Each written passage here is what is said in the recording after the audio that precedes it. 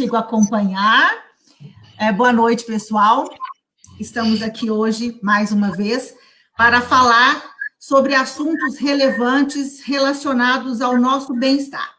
Hoje temos como convidada a doutora Graziela Massa, oftalmologista, e a Graziela vai falar conosco sobre a situação, né, a nossa saúde ocular, principalmente das nossas crianças, nesse momento de pandemia. Gente, só um minutinho que minha cadeira está afastando aqui, deixa eu levantar ela. Acontece de tudo, né? Ao vivo é assim mesmo. Pronto.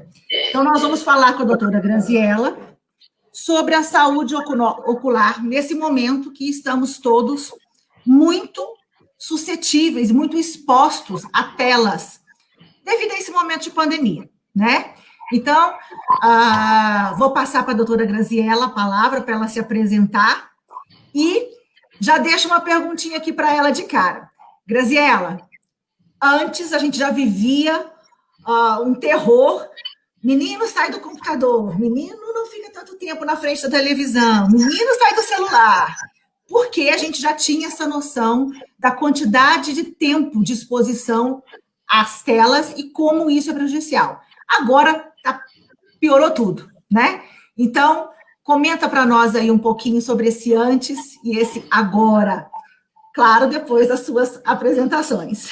Boa noite a todos, meu nome é Graziela, eu sou oftalmologista aqui em Uberaba. Eu atendo de crianças a adultos e idosos, e realmente, Renata, é uma oportunidade muito legal para a gente falar desse assunto, que já é uma polêmica que a gente vem vivendo nos últimos anos e que explodiu, né, agora com essa pandemia, com o confinamento e com as aulas online. Já havia uma preocupação muito grande, tanto do pessoal da pediatria, o pessoal da oftalmologia, as pessoas que lidam diretamente com crianças, com excesso, né, de telas no dia a dia. Então, eu, além de oftalmologista, eu sou mãe, tenho 2 filhos, uma criança de 5, quase 6 anos, e assim como a maioria das mães que está aqui assistindo a gente, eu estou sofrendo com as telas durante essa pandemia, né? Porque o tempo se estendeu. A gente entende que não temos um tempo que a criança deve gastar com as telas. Eu entendo que a geração hoje é uma geração conectada, é uma geração que tem que saber mexer em internet, computador, redes sociais, mas, por outro lado, eu acho que esse uso, ele deve ser com cautela, ele deve ter um limite, porque a infância está sendo perdida, né? As crianças não brincam mais. É verdade. As crianças preferem assistir um jogo, um desenho, a correr, brincar, e por conta disso, a gente tem visto um aumento muito grande de problemas de saúde, e aí, puxando pela minha área, na saúde ocular, que vem preocupando bastante a nossa classe nos últimos anos, né?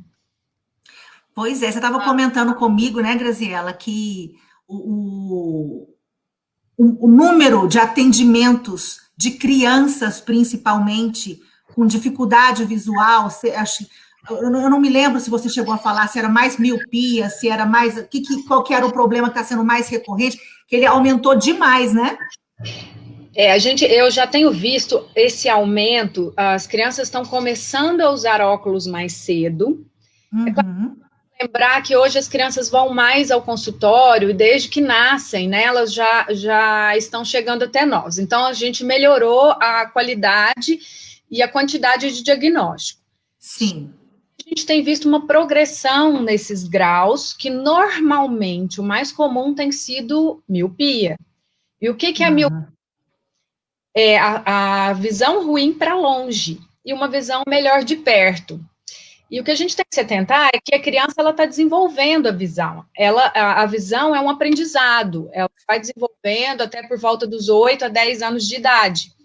Então, a criança está muito tempo exercitando uma visão mais próxima, que é a visão das telas, ela está ensinando para o cérebro dela que ela tem que enxergar perto e não longe. Então, por isso a gente tem visto, já se considera uma epidemia de miopia no mundo, não é no Brasil, é no mundo, por conta do uso excessivo da visão de perto.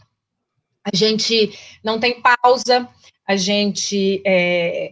esse período é muito grande, e o olho, a gente faz um esforço de acomodação para focar perto.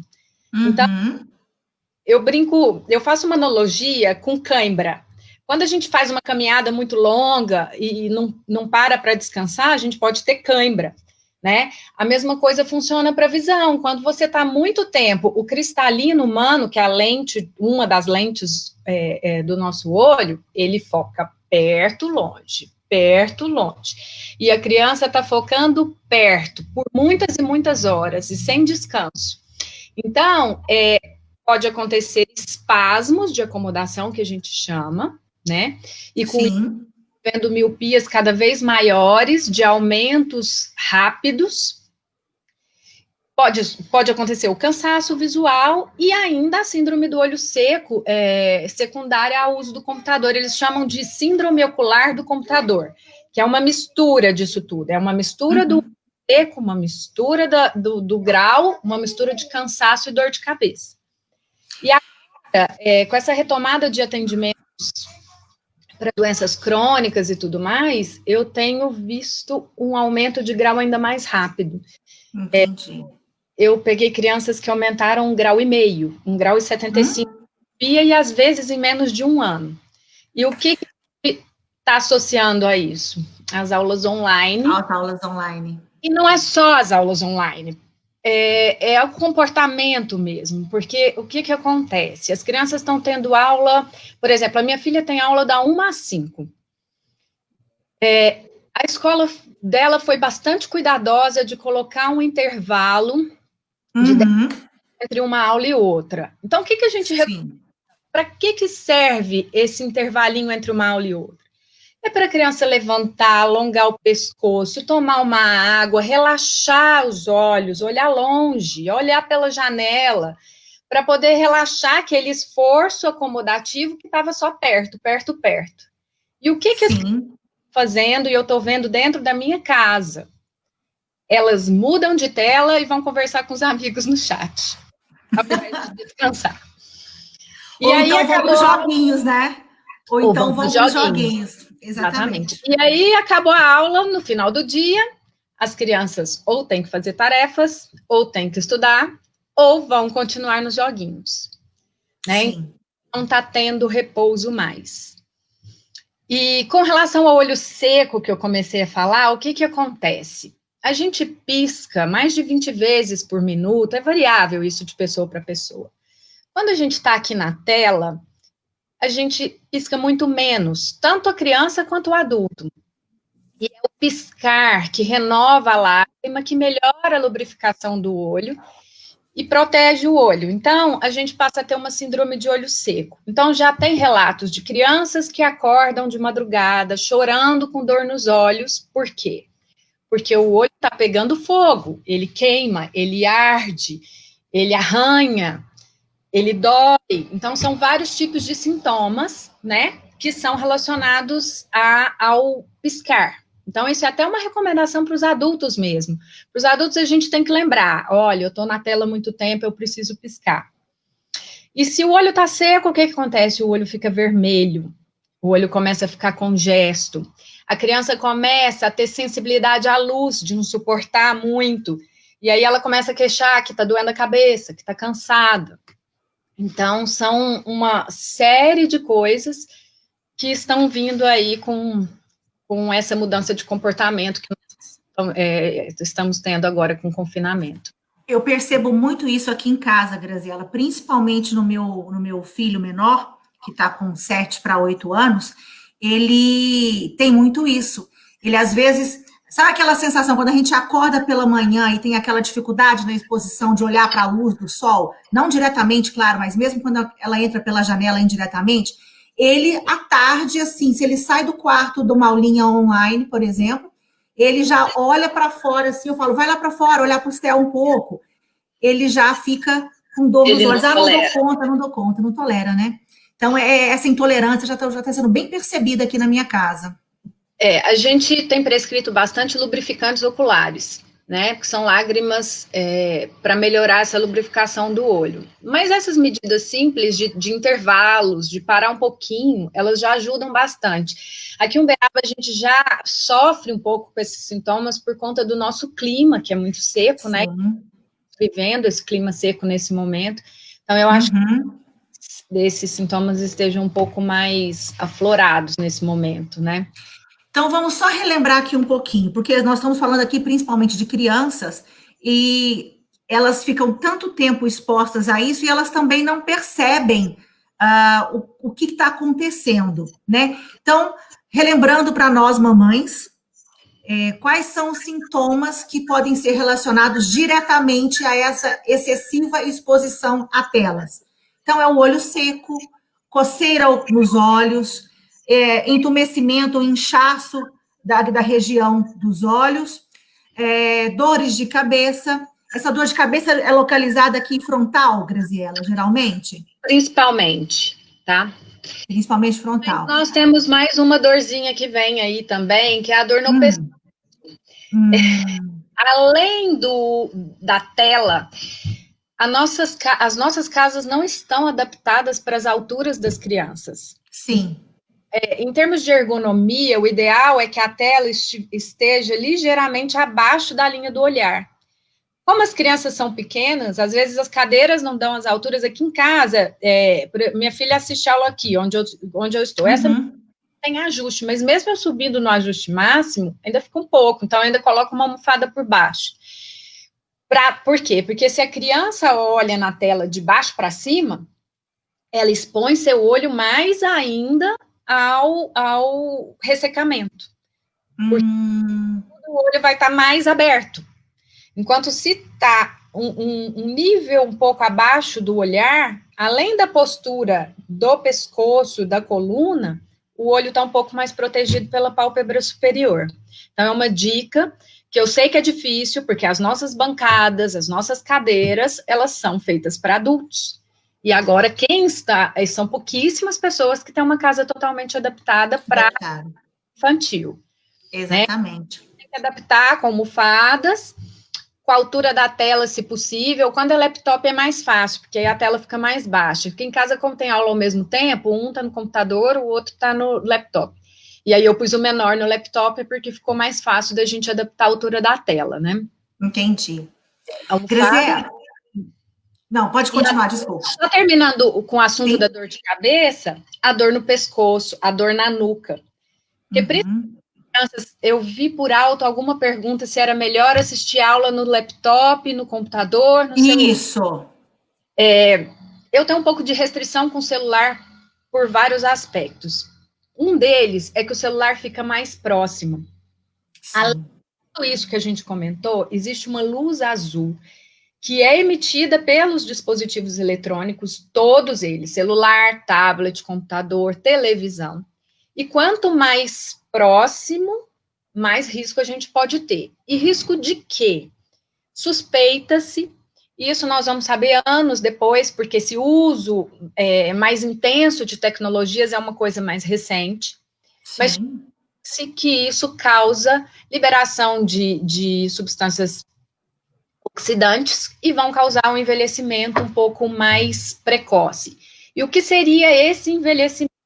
A principal preocupação é com as degenerações maculares, que são envelhecimentos na retina, que é uma causa importante de cegueira na velhice. Então, a gente tem um medo, um receio de que essas degenerações maculares sejam uma doença que acometa essa geração de crianças agora, e até a nossa geração, porque nós já aumentamos bastante o uso de computadores, bem mais cedo do que o que a gente está encontrando hoje em dia. Mas isso ainda são especulações, são coisas que a gente vai ver ao longo do tempo.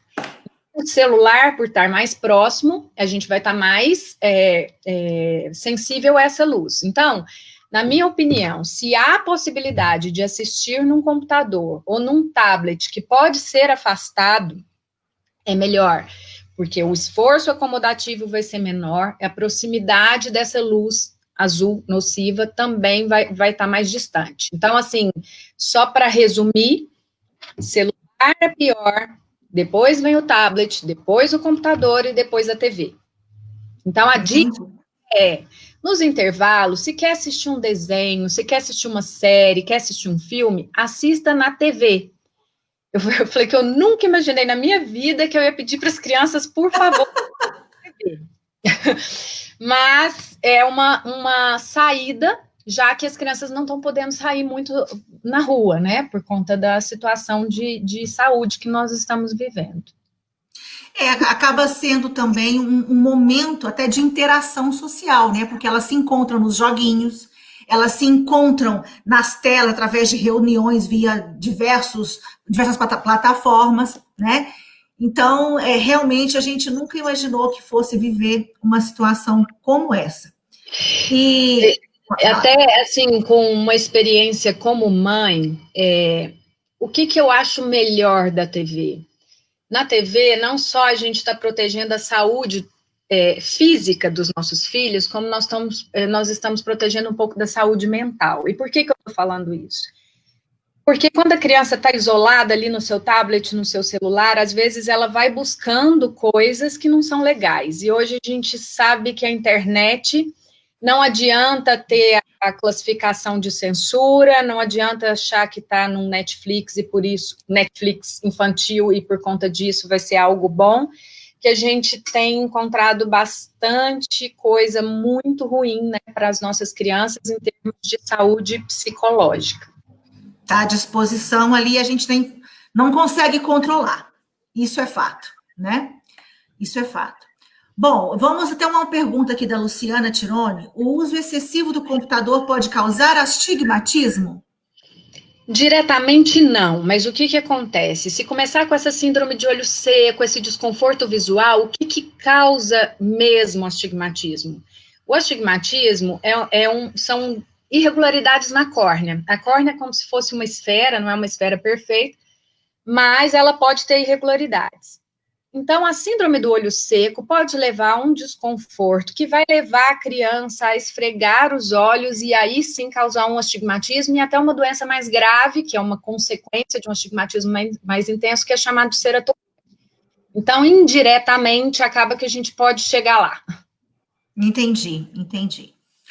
Qual lubrificante para os olhos que podemos usar? Você falou que são lágrimas artificiais, né? Que é uma coisa que está indicando muito. Isso é de fácil acesso nas farmácias? Precisa de receituário médico? As lágrimas artificiais, elas funcionam como um soro de olho, mas ele está mais adequado à lágrima natural, né? Então, assim, eu não vejo problema em prescrição desse caso aqui via online, porque não é um colírio que tenha contraindicações. Nós temos inúmeras lágrimas, elas vêm escritas como lubrificantes oculares, normalmente eles estão nas gôndolas das farmácias e não precisam de prescrição médica.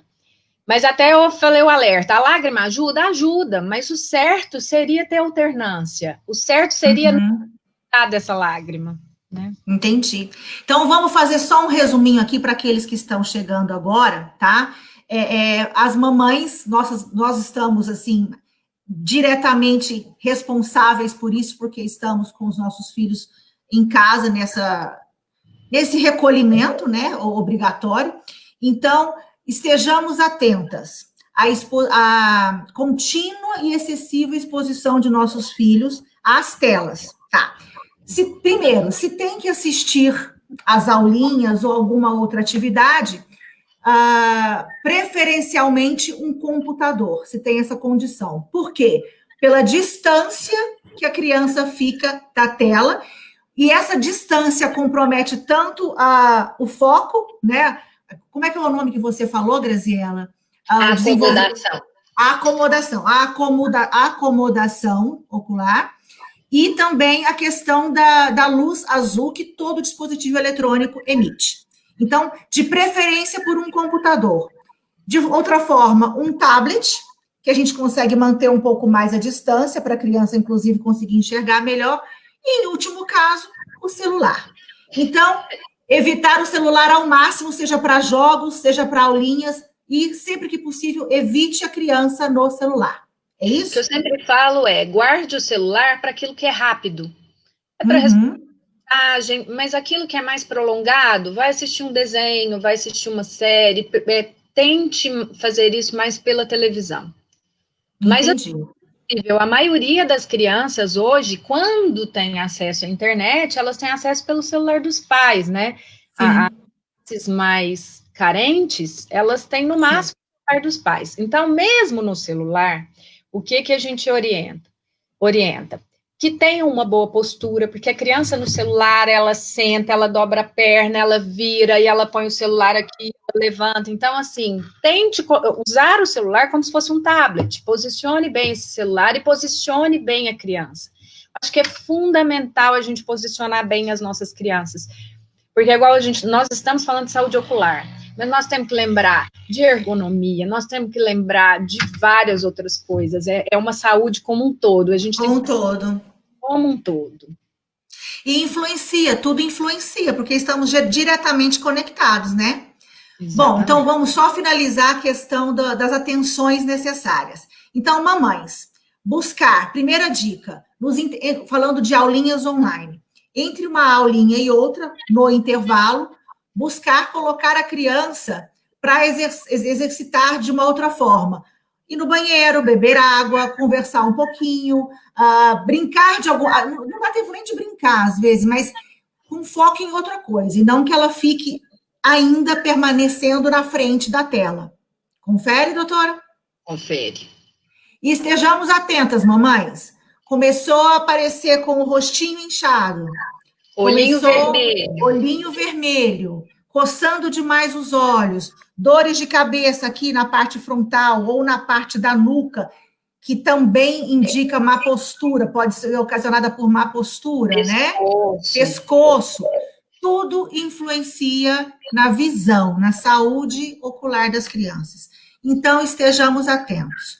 Qualquer desses sintomas, ressecamento, pode-se adquirir lágrimas artificiais em farmácias sem qualquer contraindicação, né? Intensificando esses sintomas, obviamente, procure o seu oftalmologista. Leve as crianças ao seu oftalmologista para poder olhar isso aí, se não teve já uma necessidade do uso de óculos, ou para aqueles que já usam, um aumento desse grau. Confere, doutora? Certo. A Luciana até colocou para a gente colocar um limite. Antes de a gente colocar uma rotina nas crianças. Eu percebi, na minha casa, falando dos meus filhos, que as crianças começaram a ficar tristes e a ficar bastante ligadas ao computador, não queriam fazer nada além. Exatamente. E aí, eu comecei a colocar rotina e voltar a atividades físicas, tá? Então, hoje, minha filha está fazendo balé particular, meu filho está fazendo exercício, e eu vi que depois disso, e olha, que são 2 horas na semana, as crianças mudaram, as crianças estão com sede de liberdade, de correr, de pular. Então, assim, nem todo mundo tem esse espaço, né? Então, assim, até os psicólogos dão uma dica legal da gente fazer uma caixa do tédio. Nessa caixa do tédio, a gente pode colocar um monte de sucata e vamos estimular as crianças a construir brinquedos, a usar a criatividade, né? A outra opção mesmo que seja final de semana, gente, vamos pegar as crianças, a gente vai para uma praça mais tranquila, que não tenha movimento, vamos andar de bicicleta, vamos pular corda, vamos ensinar para as nossas crianças a serem crianças de verdade. É muito triste o que essas crianças estão vivendo, elas não têm uma infância. É verdade. Né? E assim, a criança ao ar livre, que seria o melhor exercício para cuidar da visão, para não ter aquele esforço acomodativo, é a alternância de atividades de dentro de casa com ar livre. Como a gente está restrito, a gente busca aquilo que é possível. Eu, por exemplo, moro em prédio, em apartamento. Então, enquanto eu não estava trabalhando, o que eu fazia?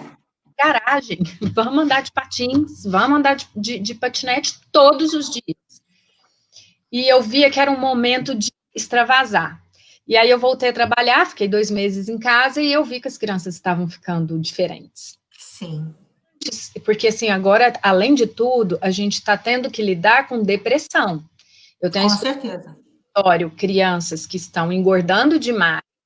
Mais preocupante ainda, crianças que estão emagrecendo demais. Se essas crianças estão o dia inteiro no computador, sentadas, estão emagrecendo demais, é um alerta aos pais. Olhem seus filhos. Isso pode ser algum alerta, né? Com certeza. Então, eu sei que tem cidades que as crianças estão restritas. A nossa cidade, eu mesma coloquei um post de protesto com relação à saída das crianças. Eu entendo e concordo que as crianças não devem bater perna na rua, não tem que ficar passeando por aí, exceto para momento de lazer, porque o lazer, o esporte ajuda muito a nossa cabeça, né? E as crianças estão sofrendo mais caladas. Então, se a gente não for muito observador, a gente pode ter problemas. Sim, você tocou num ponto muito interessante, Graziela. É uma coisa que a gente tem falado sempre aqui ao longo das nossas lives, da importância do exercício físico, não só por questão de estética, de emagrecimento, disso, nada a ver. É na produção de um hormônio legal, do hormônio da alegria, é para você se socializar, o que não está sendo permitido, né?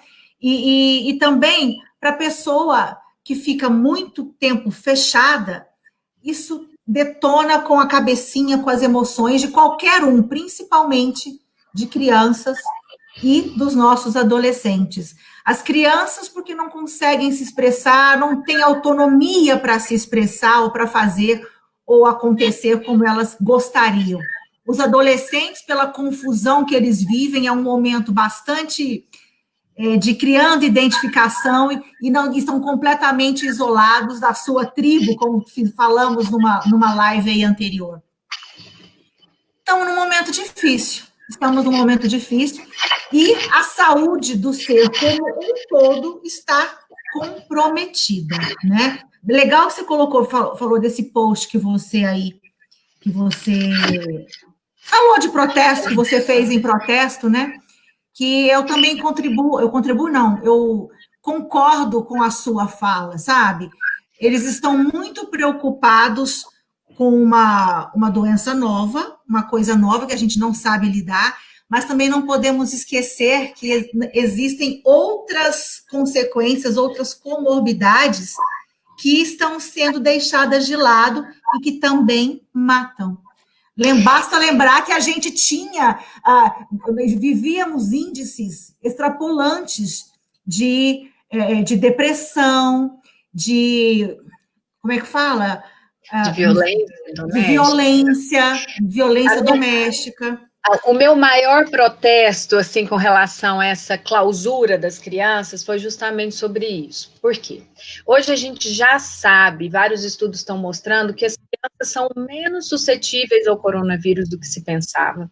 A gente já sabe que as crianças são menos transmissoras do que se pensava, porque elas foram taxadas como as grandes vilãs no início. No início, foram as orientações: afastem suas crianças dos avós, né? Porque as crianças transmitem e tudo mais. Hoje a gente já sabe que não é bem assim. E se você olhar, as crianças que contraíram coronavírus, a maioria delas tiveram pouquíssimos ou nenhum sintoma. Algumas, claro, não estou dizendo que não tem nada para todo mundo, não estou dizendo que não morreram crianças e nem isso.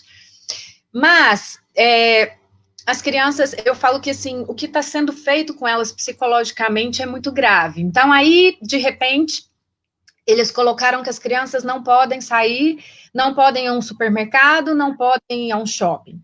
Aí eu estou falando, proibir é muito diferente de aconselhar. Realmente, os não saíram de casa para ir em nada público. Mas se você pensar numa família carente, que não tem espaço dentro de casa, a hora que essa criança entra no supermercado é a hora que ela tem para relaxar a cabeça. E outra, muita gente não tem com quem deixar. Essas pais têm que trabalhar, não podem ficar com os avós, e essas crianças vão ficar com quem? Aí é um abandono dos pais. Então, assim, eu falo que toda regra, eu entendo a colocação dos governantes e a intenção deles, mas a gente tem que lembrar de pensar nas consequências dessas ações. E as consequências podem ser mais danosas do que as causas, né? Então, e aí com essa história de abusos, de Imagina uma família carente em que pai e mãe estão desempregados, que tem pouco o que comer, tem 6, 7 pessoas morando em um mesmo cômodo. Em 4 cômodos, por exemplo. Vamos colocar que seja 4 cômodos, já é difícil. Pois é. E aí essas crianças, elas estão vivendo sob uma tensão intensa da família, às vezes sofrendo maus tratos, e isso antes era visto na escola. E cadê a escola que está fechada e que não está trazendo esse alerta? Sim. Até com relação às escolas, os pediatras americanos já têm pedido para o retorno das escolas. Na Europa, as escolas estão voltando. E eles estão vendo que o problema não é tão grande nas escolas, que a taxa de infecção é pequena. Até vi uma reportagem falando que 70 escolas na França foram fechadas depois de uma semana de retorno, né? Eu falei assim, a mídia está tão tendenciosa. Sim. Quando eu fui ler a matéria, eram 40 mil escolas abertas, apenas 70 foram fechadas. E é o certo, se houve contaminação, fecha essa escola, limpa, espera e depois volta. Mas olha quantas pessoas estavam envolvidas em 40 mil escolas e só 70 que tiveram contaminação. Principalmente porque é uma situação que a gente não está vendo o fim, né? Não é uma coisa que teve um início, estamos no meio e, dia tal, termina, dia tal, acaba. Infelizmente, né? tudo foi muito politizado, né? Sim, infelizmente. E aí teve um comentário aí sobre os avós, no caso, que os avós sentem muita saudade. E é fato, porque, por exemplo, os avós dos meus filhos estão há mais de 6 meses sem ver as crianças. Entendeu? Que impacto psicológico, emocional isso tem sobre os avós? Nós temos que pensar sobre as crianças também, né? Eu mudei a minha postura por conta dos meus pais. A gente ficou apenas 15 dias sem vê-los. Meus pais anos, né? E meu pai tem uma cirurgia cardíaca de 1 ano atrás, enfim, a gente ficou com medo no começo, né? E aí eu comecei a ver que meu pai não estava bem. Ele começou a... E eu falei assim, não, vamos com cuidado, mas eu acho que é muito cruel, na idade, na velhice, que eles já se sentem sós, a gente isolá-los mais. Então, aí a gente, com todo o cuidado do mundo, eu não dei um abraço e um beijo nos meus pais desde então. A mãe fez 71 anos na sexta-feira e eu não abracei, mas eu estive lá, pelo menos a gente está presente, né? E hoje a gente está vendo que um monte de gente está pegando dentro de casa. Sim. Sem contato com ninguém. Eu tive uma irmã que pegou e mora em apartamento e está em home office. Eu tenho uma amiga que pegou na fazenda e estava totalmente em isolamento. Hoje eu soube de um tio da minha sogra que estava totalmente em isolamento e pegou. Então, assim, já está caindo essa teoria que lockdown e quarentena impedem que a gente tenha contato com o vírus. Eu acho que o que vai ajudar é uma vacina. Os cuidados têm funcionado. A gente está trabalhando com todo o cuidado do mundo e até agora a gente está vencendo, né? Então, assim, acho que a gente não pode menosprezar as medidas de higiene, distanciamento, segui-las com bastante rigorosidade e vida que segue. Já se foram 4 meses. Quantos nós vamos esperar para ter vacina para todo mundo? Não até pegar em mim, em você. Quanto tempo isso vai demorar? Vamos ficar fechados quanto mais, né? Exatamente. E os idosos? Os idosos, 4 meses. Gente, uma pessoa de 90 anos, 4 meses é muita coisa. Muita coisa. Vamos isolá-los? Vale a pena?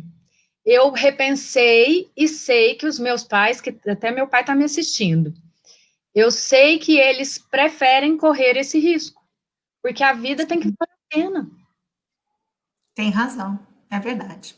Bom, vamos torcer para que essa situação se regularize no sentido de que os nossos governantes tenham consciência das necessidades reais da população. Isso é um ponto. Agora, uma outra pergunta, Graziela. Existe algum tipo de atividade ou exercício para favorecer essa não acomodação ou favorecer uma acomodação correta dos Existe. nossos olhos? As atividades ao ar livre. Atividades ao ar livre. Atividades ao ar livre, que a gente está um pouco restrito, né? Mas são a melhor oportunidade. A gente, o ano passado, se não me engano, saiu uma pesquisa mostrando que as crianças de dentro de casa, elas têm muito mais miopia e graus muito mais rapidamente progressivos do que as crianças que praticam atividades ao ar livre. Então, jogar bola, fazer uma natação, esportes de quadra, correr, isso é mais efetivo do que qualquer outro tipo de exercício, vamos dizer assim, né? E aí, com essas restrições, o que a gente sugere é, vamos andar de bicicleta, chutar uma bola no quintal, dentro daquilo que a gente consegue fazer, né? Eu acho que é importante. Eu brinco com os meus filhos, eu tenho uma área muito pequena ali no quintal, um quintalzinho muito pequeno, e que eles dividem com as cadelas, né? Eu tenho 3 cadelas. Aí eu brinco, ó, vai lá no chão, deita com as cadelas, fica olhando para o céu. Olha para o céu. Pelo menos eu estou olhando para uma tela. Olha para o céu que seja, veja um passarinho voando se houver, mas olha para cima. Não fica olhando só para Os educadores têm alertado, os psicólogos alertados bastante quanto a isso. As crianças hoje não querem parar. E o momento do tédio é muito importante, porque é um momento de reciclagem, é o momento que a gente pensa na vida, é o momento que a gente usa a nossa criatividade. Então, assim, eu e meu filho mais novo, a gente acompanhava o pôr do sol todos os dias enquanto a gente estava aqui. Vamos apreciar o que a gente tem. A gente está passando de olhos fechados para tanta coisa legal na vida, e olhar o passarinho, olhar a nuvem passando, isso é muito, muito bom também, né? É um descanso para a cabeça da gente, é um descanso para os olhos, e isso favorece criatividade, favorece a gente pensar na vida, favorece a gente repensar nos nossos atos. Isso vale para as crianças e vale para os adultos, né? Com certeza.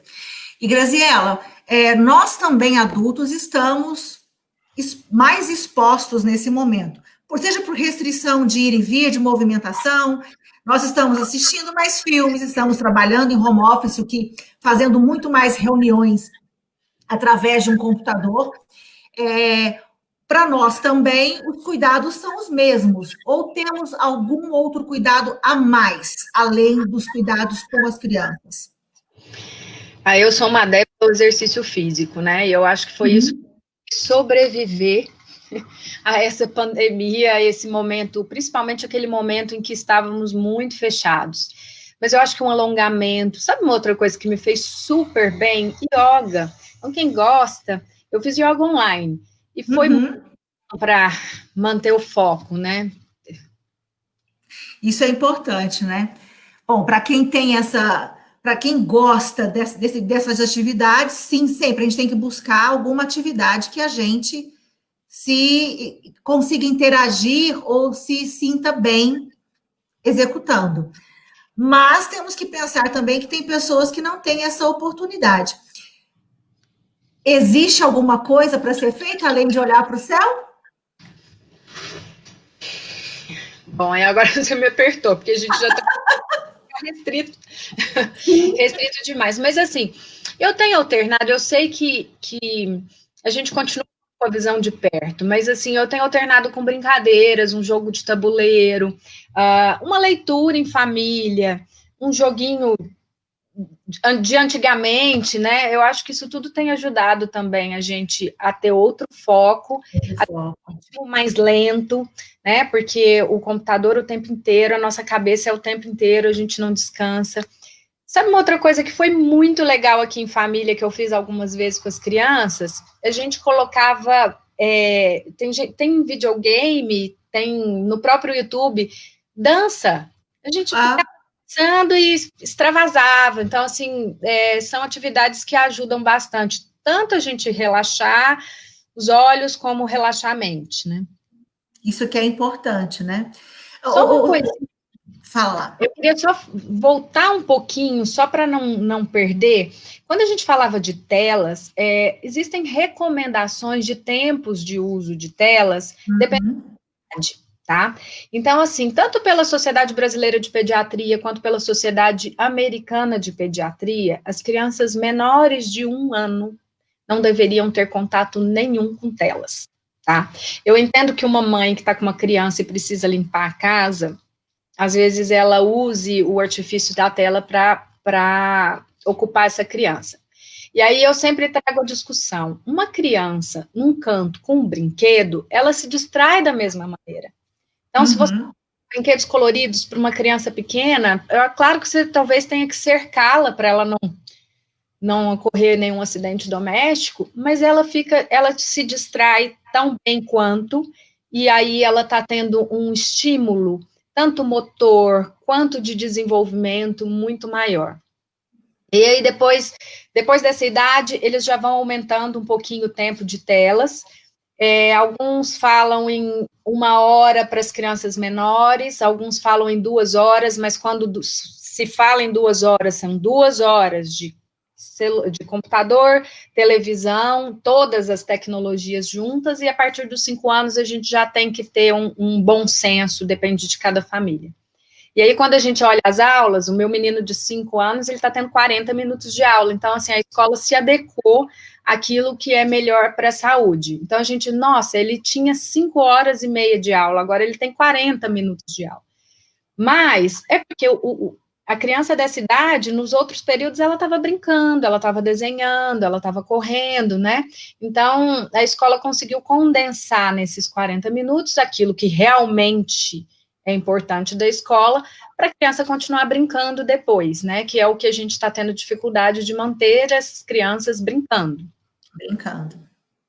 E aí as crianças maiores já têm um tempo maior de aula, aí essas pausas entre uma aula e outra eu acho que são muito importantes, não são todas as escolas que estão seguindo essas recomendações, mas as pausas eu acho que são bem importantes, mas desde que aproveitadas, né?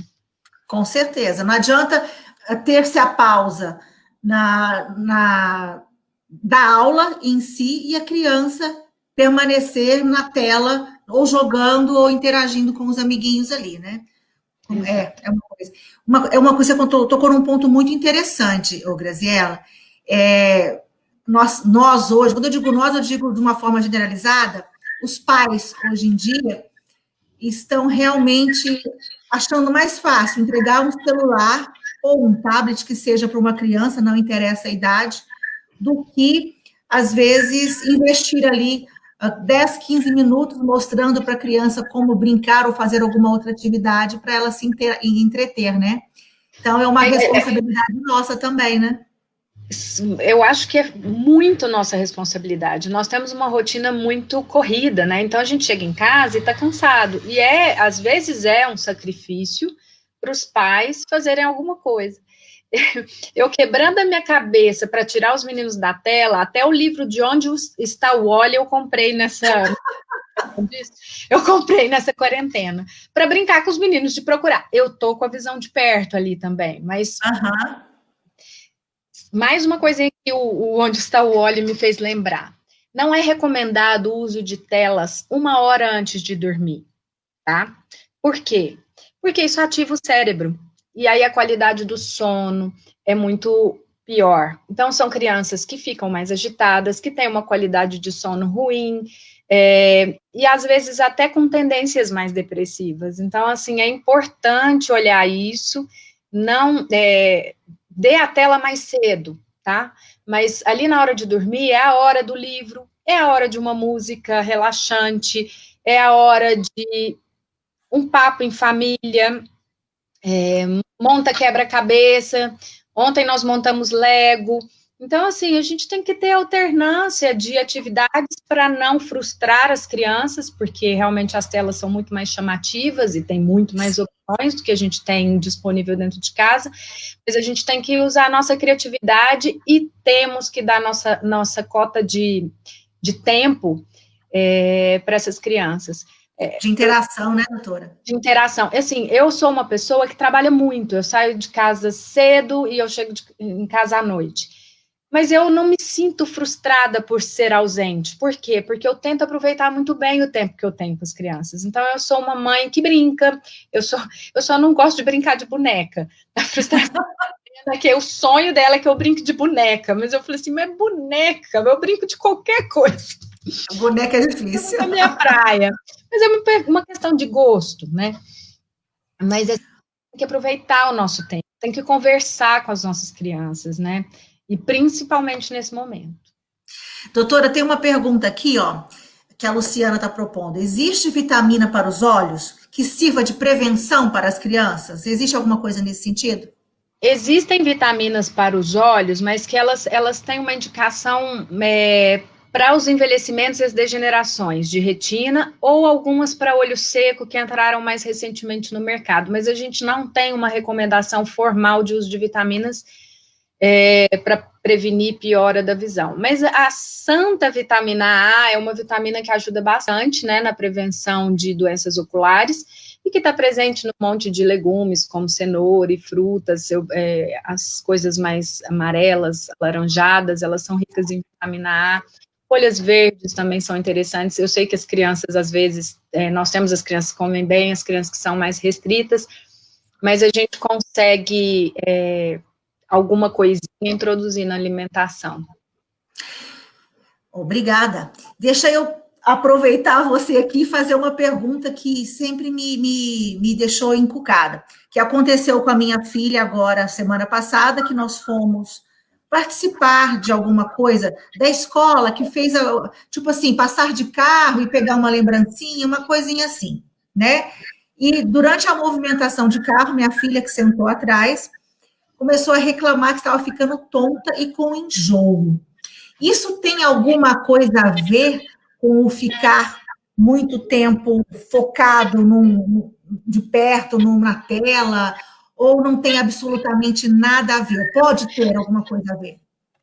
Não necessariamente, isso se chama cinetose e isso acontece pelo movimento, provavelmente muita gente passando e ela parada, ou vocês andando e pessoas paradas, tem crianças que são bastante, até adultos, né, que são bastante sensíveis a esses movimentos, e aí isso pode acontecer, mas as crianças e adultos que têm astigmatismo, que não são corrigidos, podem ter mais tontura, então pode ser um indício de alguma coisa, sim, mas não é o mais comum. Bom, o meu caso, por exemplo, que eu tenho astigmatismo, e eu sinto muito isso, principalmente dias que eu fico, às vezes trabalho muito no computador, eu chego, às vezes, assim, que até enjoos, às vezes até atrapalha a minha alimentação. Eu percebi que associei isso a dias, principalmente que eu fico muito focada em telas. Então, pode ter alguma relação. Pode sim. É importante que quando for ficar com tela, você esteja mais corrigida, usando mais seus óculos, até porque a gente pode usar antirreflexos também, que diminuem um pouco o efeito dessas luzes nos nossos olhos. Hoje ainda é meio controverso, mas existem antirreflexos específicos para filtrar essa luz azul. Uhum. Ainda é controverso, mas eu sinto conforto com esse, e o feedback que eu recebo dos meus pacientes é que esses antirreflexos realmente eles ajudam a diminuir um pouco desse brilho que incomoda e que cansa. Que ótimo. Bom saber que pelo menos eu acredito que para mim eu tenho essa percepção. Eu não gosto, tanto é que eu busco sempre trabalhar, os dias que eu tenho que trabalhar mais no computador, eu uso óculos, com certeza, mas eu busco, por exemplo, eu levanto mais, eu vou olhar mais as coisas para tentar desfocar um pouco dessa questão toda. Bom, Cleiton, que está nos auxiliando aí nos bastidores, alguma pergunta para a gente poder colocar aqui para a doutora, que a gente não tem ainda falado? Pessoal, vamos participar conosco, aproveitem aqui a oportunidade. Eu até estou vendo aqui um comentário, Renata, ninguém está falando que os pais são obrigados a brincar com os filhos, mas a gente direcioná-los. Eu acho que a gente ser presente, principalmente os pais que trabalham muito, eu acho legal por questão de relacionamento familiar, mas nem todo mundo disponível. Tem gente que chega do trabalho, tem que cuidar da casa, mas aí cabe a nós direcionar as crianças. Agora é hora de sair do computador, agora é hora de brincar. Tentar fazer uma rotina mais programada. Entendi. Entendi. Concordo plenamente. A gente, assim, aqui em casa, eu tenho até comentado com meu marido, a gente tenta, nem sempre a gente consegue. Não é todo dia que o humor tá para isso, ou que a gente tem disposição física, ou às vezes até mental, para essas atividades. Mas temos que nos propor e cumprir a nossa proposição, porque eles dependem de nós, né? Então, vai da condição de cada um, da convivência ou da proposta familiar que cada um se colocou, não é verdade? Então, é isso aí que é a nossa colocação, né? Exatamente. O Cleiton colocou aí, ó, que ele usa óculos com lente filtro azul e ele gosta muito, para ele tem muita eficiência. É essa lente que você estava colocando, né, doutora? É, excelente. Eu tenho uma também, e eu gosto bastante, principalmente agora que o tempo está seco, que as luzes têm incomodado bastante, a gente sente mais conforto com esse tipo de lente. É uma percepção pessoal que os estudos ainda não provam 100% que ela é melhor. Mas então, vai de indivíduo para indivíduo, né? De indivíduo para indivíduo, exatamente. Então, a Renata está colocando aqui a lente para quem usa o computador, então tem que tomar mais cuidados ainda. Eu só não entendi se ela está falando de lente de contato ou lente de óculos. Bom, eu vou responder geral. A lente de contato, a gente pode sentir um pouco mais o olho seco, um pouco mais aquele sintoma. Lente de contato. A gente pode sentir bem mais os sintomas de olho seco, principalmente nessa época do ano e com o brilho das telas. Então, o que a gente recomenda é alternância entre lentes e óculos, se possível. Por exemplo, cheguei em casa, parei de trabalhar, cheguei em casa, descanse seus olhos, coloque os óculos e bastante lubrificação. Com lente, eu acho que é mais necessário aqui na nossa região usar um bom lubrificante. Que bom. Astigmatismo ou miopia? Qual tem a chance maior de ir aumentando o grau? Ou depende da genética? Depende de tudo. Claro que quem tem um alto míope na família, alto míope são graus acima de 6. A chance genética de ter alguém com esse grau alto é maior. Teve visita aí também, né, Renata? Teve visitas aqui hoje. A miopia, a tendência natural dela é aumentar. Por quê? Porque a miopia, o crescimento da criança, o crescimento do olho podem levar a um aumento da miopia. O astigmatismo me preocupa muito. Às vezes a gente já vê de cara uma criança que tem 4 graus de astigmatismo e ela fica naquilo para sempre, né? Principalmente os astigmatismos que começam cedo. Mas a criança que coça muito o olho, ela pode ter uma tendência a aumento de grau e desenvolver uma doença chamada ceratocone, que é uma coisa que preocupa bastante a classe oftalmológica. Mas, assim, a doença, a metropia, que é o tipo de grau que mais aumenta, é a miopia. Entendi. Doutora, uma curiosidade que aconteceu comigo, eu acho que até comentei com você já no consultório. Eu uso óculos desde os 11 anos de idade. E a minha questão era astigmatismo e hipermetropia. Então, era essa a minha dificuldade visual. Com o passar dos anos, lá pelos 30 e poucos, 40 anos, eu já não tinha mais hipermetropia, eu passei a ter miopia. Olha que loucura! Isso acontece, claro, você me explicou naquela época, mas pode estar acontecendo com várias pessoas.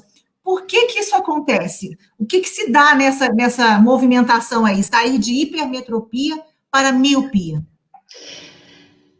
A hipermetropia, quando a gente está numa infância uma criança menor, ela tem um grau mais forte de hipermetropia, mas como a criança tem uma capacidade de acomodação muito grande, nem sempre a gente corrige esse grau, a criança fica bem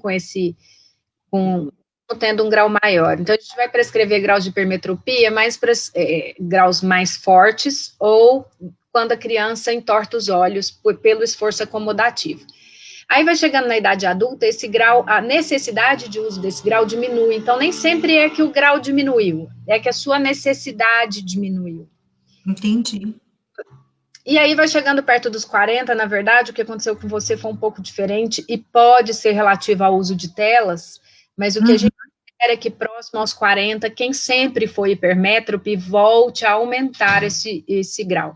A gente entra numa nova fase, que é a presbiopia ou vista cansada, na qual a gente começa a ter diferença entre o grau para enxergar longe e o grau de perto, que é quando a gente muda para os multifocais.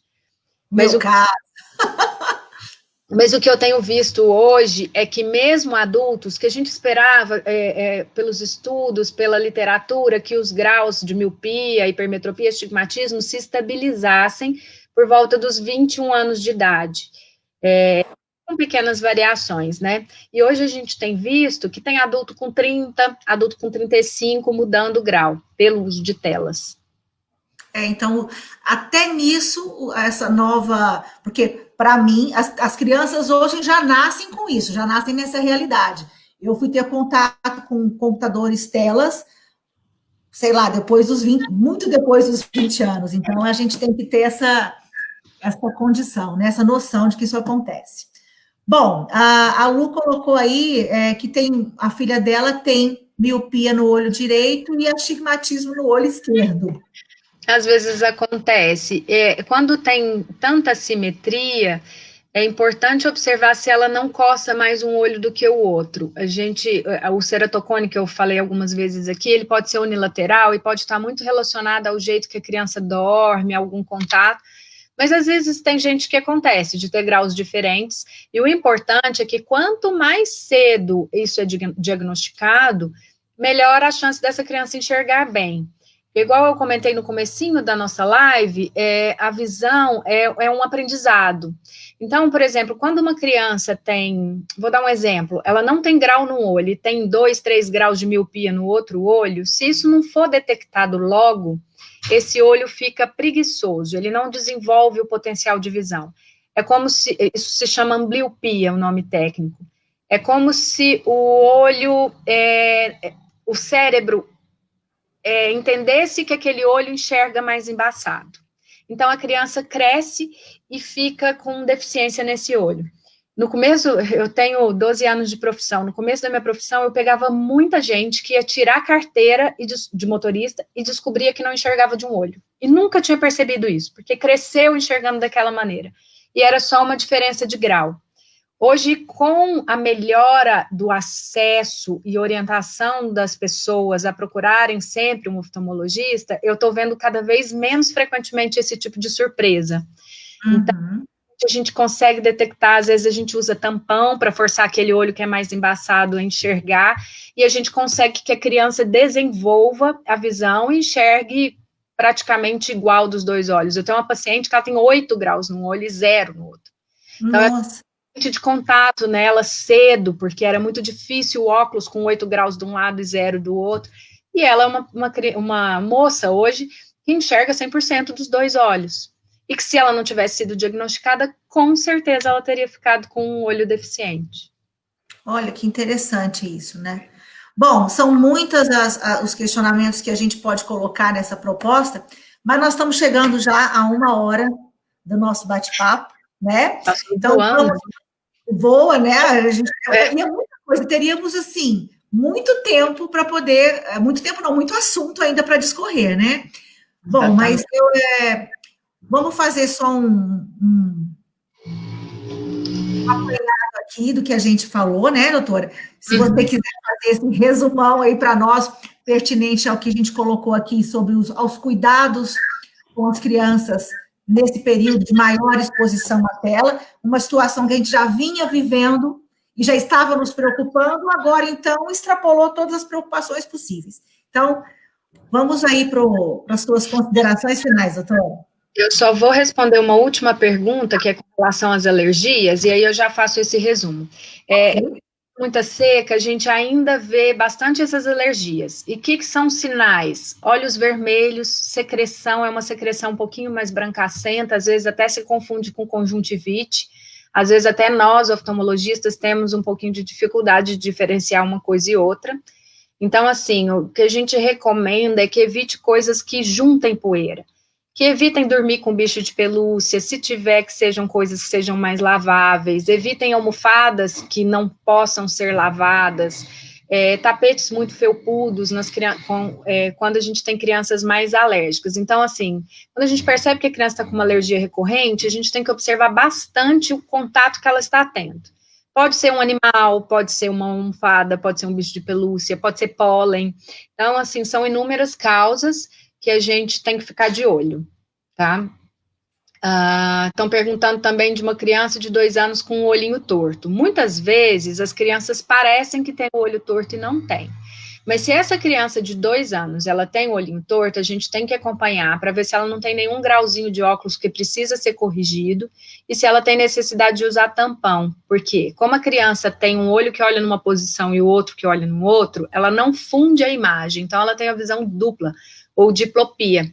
E isso é muito desconfortável, então o cérebro aprende a suprimir a visão daquele olho que está torto, que está vendo na posição errada. Então isso precisa ser tratado o quanto antes.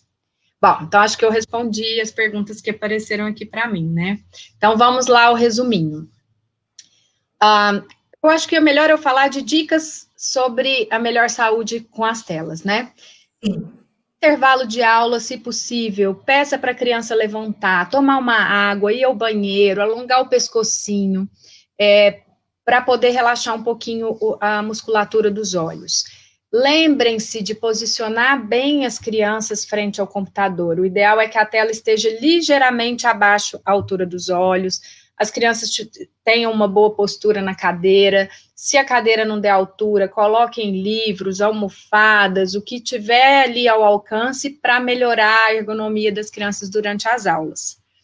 Se a criança começar a queixar que está com dor nos olhos, que não suporta luz, isso pode ser um sinal de que ela já está sofrendo com o olho seco por conta das telas. E aí, é bom procurar o oftalmologista, apesar de eu falar que o lubrificante ajuda, mas às vezes machuca tanto o olhinho que precisa de um tratamento mais intensivo para esse tipo de coisa. E sempre que possível, teve um tempinho no final de semana, tem uma praça mais tranquila perto de casa que não tem movimento, pega uma bola, leva a criança para andar de bicicleta, tenta deixar essas crianças espairecerem um pouquinho ao ar livre, que isso a gente vai estar cuidando dos olhos das nossas crianças e do coração e da mente delas, que eu acho que é o que a gente mais está se preocupando nesse momento. Com certeza. E mais uma. Se for possível assistir aulas no computador, é melhor do que no celular. Além da proximidade do celular, a postura fica pior e até o tamanho da letra, a criança se esforça mais. Então, prefiram o computador. Quer assistir um desenho, quer assistir um filme, incentivem as crianças a assistirem na televisão, que aí a distância é maior ainda e o esforço acomodativo, o esforço ocular é menor. E, além disso, a gente consegue estar vendo que as nossas crianças estão assistindo com mais facilidade. Ótimo. Bom, estamos chegando aqui ao final da nossa live, estamos aqui há uma hora já nesse bate-papo bem gostoso e bem esclarecedor com a doutora Graziela Massa, oftalmologista aqui na cidade de Uberaba. Agradecemos de coração, Graziela, sua disponibilidade em compartilhar conosco seu conhecimento, sua experiência e dando tantas dicas valiosas para nós nesse momento que nós estamos vivendo, né? Onde estamos muito restritos dentro de casa.